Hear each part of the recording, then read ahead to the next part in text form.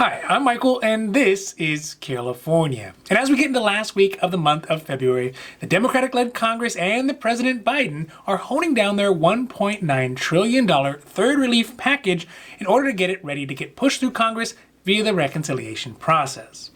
At the end of the last week, the House released a full version of the new relief package called the American Rescue Plan that has updated changes to who will be eligible for the next round of $1,400 stimulus checks, increased benefits for food stamps and food programs like the PEBT, higher tax credits for families, and an extension of the Lifeline unemployment programs like the PUA and the Standard UI benefits. So today we are starting off the week with the status check of the newly released American Rescue Plan, where it sits in the approval process and what are some of the updates that were just recently made to ensure that Americans get the help that they need before it's too late. Now this is your daily dose, and before we get to it, if you like this information, if you find it interesting, if you find it helpful, please don't forget to like and subscribe. That way you can get updates when our newest and most informative videos become available. Today, Monday, starts one of the first big steps that the American Rescue Plan, that's the relief package, needs to take to begin the process of becoming legislation through the reconciliation process. This morning, the bill will go through a review by the House Budget Committee, where it may face the prospect of being amended by the committee before it can be put to a vote in the House. Through the reconciliation process, the House will only need to have a simple majority, that's 51 members, including the VP, to get the bill passed. This is in stark contrast to the regular legislative process that would result in Democrats needing to get a supermajority to get a bill like this passed. The reconciliation process is the chosen route because it is expedient and avoids a potentially long and drawn-out negotiation fight with the Republicans that could result in a dramatically different final bill and possibly delay getting any sort of help out to Americans. More specifically, because there is a looming end date of existing relief provisions that were passed back in December, Americans can only be sure of much of the main support mechanisms like extended unemployment benefits and PUA benefits that will end as of mid-March. So, with time of the essence, the Democrats and the White House have chosen to use the reconciliation process rather than the regular legislative process to get this bill pushed through and get help to Americans in a just-in-time manner. Despite being done through the reconciliation process that excludes much of the input from Republican members of Congress, some of the more conservative Democratic Congress members have had input into the next round of stimulus checks. This input has added some guardrails to how much and who will be eligible for the next round of stimulus checks. According to the newest version of the bill released just before the weekend, the third round of stimulus checks would be set at a maximum of $1,400 per person for individuals who make less than $75,000 a year in income, or for married couples who make less than $150,000 a year in income, or for head of household filers who make less than $112,500 a year in income. But the new limitations for eligibility come for individuals and households who actually make more than these limits. This is because as somebody makes over these amounts, the amount of their $1,400 stimulus check decreases for every few dollars over the income guidelines that they make. But the full cutoff is now at a lower income amount than it ever was before.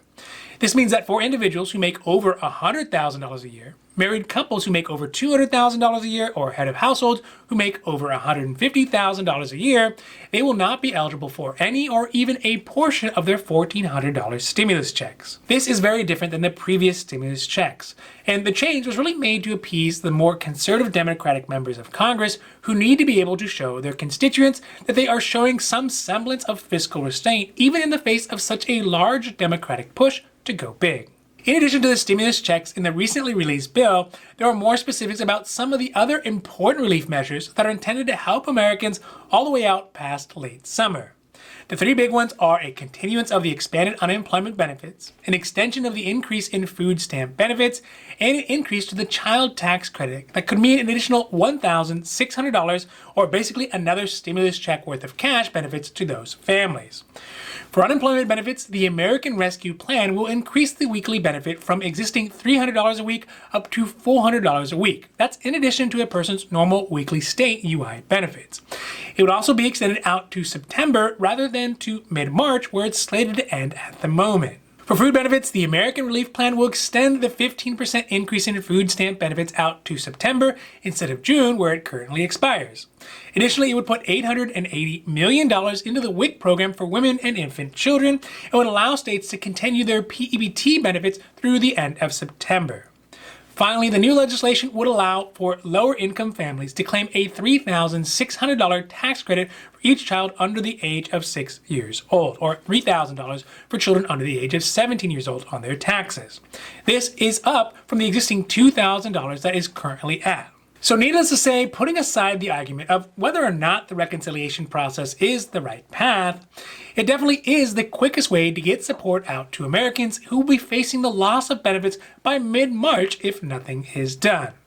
At this point, the best thing that Democrats can do, now that they've chosen to go down the reconciliation path, is to at least show some deference to the concerns that Republicans and really conservative members of their own party have about the financial consequences of such a massive relief package.